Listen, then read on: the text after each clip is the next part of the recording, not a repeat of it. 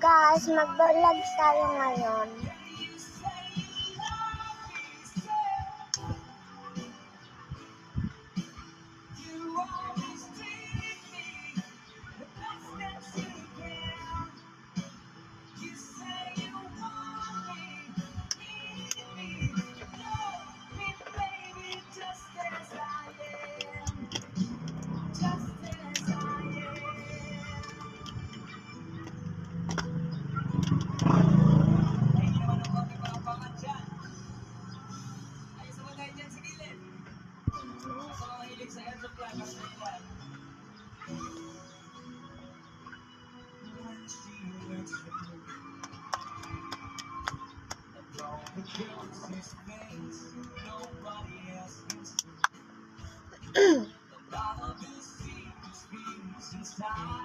Ito nga pala, ituturo ko yung aking desk. Ito nga pala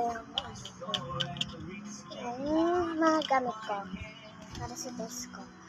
Hindi pa kasi ako nabibilhan ng mesa at saka yung mga guys. At ito naman yung lagay ng anak ko.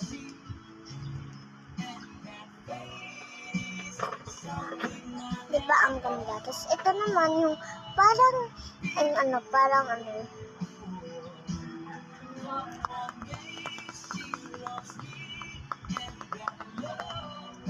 ganon.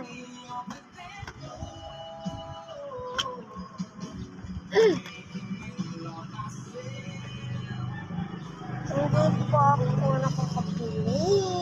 So bye guys. Thanks for watching.